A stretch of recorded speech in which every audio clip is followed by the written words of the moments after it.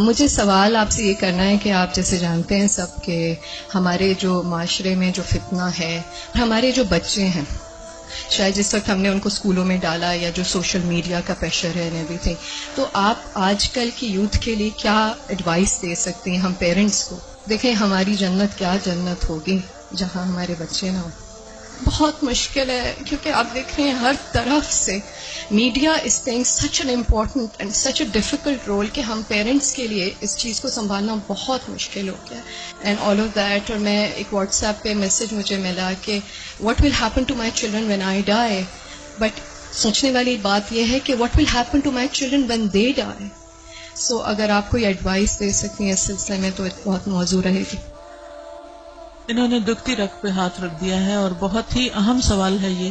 حقیقت یہ ہے کہ یہ ہر گھر کا مسئلہ ہے، ریلیجس فیملی ہے یا ریلیجس نہیں ہے، یہ مسئلہ ہر جگہ ہے، پڑھے لکھے ہیں یا ان پڑھ ہیں. آئندہ جنریشنز بہت بڑے فتنے میں ہیں، فتنہ ہر ہاتھ میں ہے اور وہ بڑھتا ہی چلا جا رہا ہے اور پوری دنیا ان کے سامنے ایکسپوز ہو چکی ہے. یعنی آپ کس کس چیز سے ان کو بچا سکتے ہیں، کس کس چیز سے روک سکتے ہیں؟ صرف ایک ہی حل ہے اور وہ روک اندر ہو، اور وہی تقوی والی بات ہے کہ جب تک ان کے اندر خود اللہ کا ڈر نہیں آتا، آخرت کی فکر نہیں آتی، اس وقت تک کوئی باہر کی چیز اب ڈھکی چھپی رہ ہی نہیں گئی. آپ سو رہے ہیں، آپ کو نہیں پتا آپ کے بچے اپنی رضائی کے اندر کیا دیکھ رہے ہیں، کیا کر رہے ہیں، کیا سن رہے ہیں، کہ کانوں کے اندر کچھ لگا ہوا ہے، کچھ دیکھ رہے ہیں. اور پہلے تو کہیں کسی خالی جگہ پہ جا کے چھپنے کی ضرورت تھی، تو اب تو گھر کے اندر بھی ہر جگہ چھپنے کی جگہ ہے، کیونکہ جس اسکرین پر وہ سب کچھ دیکھ رہے ہیں وہ ان کے ہاتھوں کے اندر آ چکی. اس کے لیے جو پرسنل میرا ایکسپیرینس ہے وہ دو چیزیں. ایک تو یہ کہ ہم اسکولوں سے تو جو اسکول ہیں انہی میں ہی جائیں گے، اور جو باہر معاشرہ ہے اور جو کچھ ہو رہا ہے وہ سب وہ کریں گے، اس سے کاٹ تو نہیں سکتے. میں نے سب سے زیادہ جو دعائیں مانگی ہیں، رو رو کے مانگی ہے، سجدوں میں پڑھ پڑھ کے مانگی ہے، وہ اسی کے لیے مانگی ہے کہ اللہ میرے بچوں کو ایمان دے. یہ صرف پچھلے 5 سال میں جتنی چینجز آئی ہیں وہ اس سے پہلے شاید کئی 100 سال میں نہیں آئی تھی.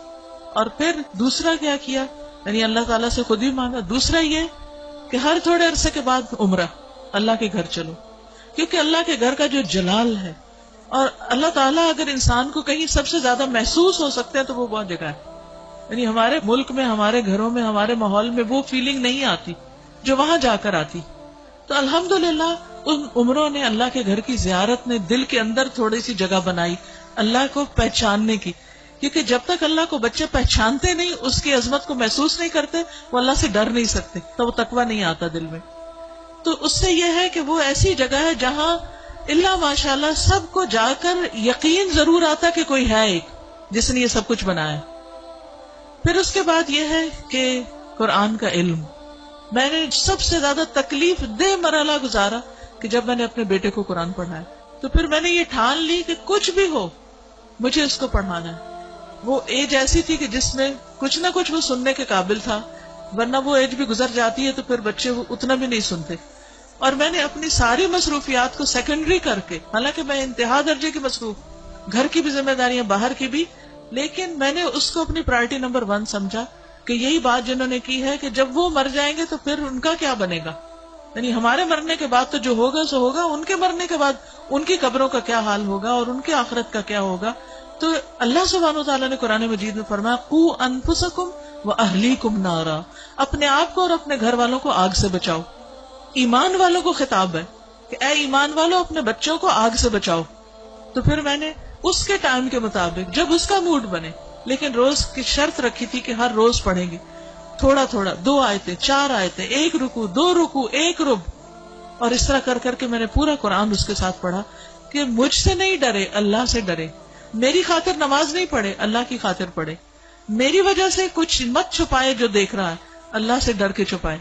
تو یہ کسی حد تک فائدہ مند ہوا. یہی ماؤں سے کہوں گی کہ ساری مصروفیات اپنی جگہ ہیں، لیکن بچے آپ کی پرائرٹی نمبر 1 ہونے چاہیے. ان کے لیے کھپ جائیں دعائیں مانگ مانگ کے بھی، اور اس کے ساتھ ساتھ ایک دفعہ کم از کم قرآن سے ضرور گزر جائیں. کیونکہ جب وہ قرآن سے گزر جائیں گے پھر ایٹ لیسٹ آپ کی رسپانسبلٹی نہیں رہے گی. اللہ ان کی سب خیر کرے، لیکن اگر خدا نہ خواستہ ان کے اندر کوئی بگاڑ آتا تو آپ کی پکڑ نہیں ہوگی. لیکن اگر آپ نے کوشش نہیں کی، محنت نہیں کی، تو آپ کی بھی ساتھ پکڑ ہے. صرف آپ کی نمازیں پھر کام نہیں آئیں گی. تو اس لیے ہم میں سے ہر ماں کو سنجیدہ ہونے کی ضرورت ہے. چاہے رونا پڑے، منتیں کرنی پڑے، بھوک کاٹنی پڑے، کچھ کرنا پڑے، لیکن پکڑ کے بیٹھے، خود بیٹھے. یہ مولویوں پہ نہ چھوڑیں کہ کوئی اور آ کے لیکچر دے گا تو وہ سن لیں گے، اس کو بتا دیں گے، ابا کو بتا دیا، چچا کو بتا دیا، اس کو ماموں کو بتا دیا.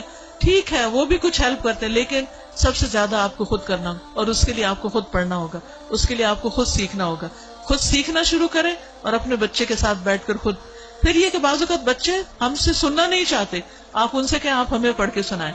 بس اس بات کا اگر یقین ہے ان کو کہ یہ قرآن اللہ کی کتاب ہے، تو پھر ان کے اندر یہ ڈالنے کی ضرورت ہے کہ پھر اللہ تعالیٰ نے کیا فرمایا ہے، وہ آپ کو بھی پتا ہونا چاہیے اور وہ ان کو بھی پتا ہونا چاہیے. اللہ تعالیٰ ہماری مدد فرمائے.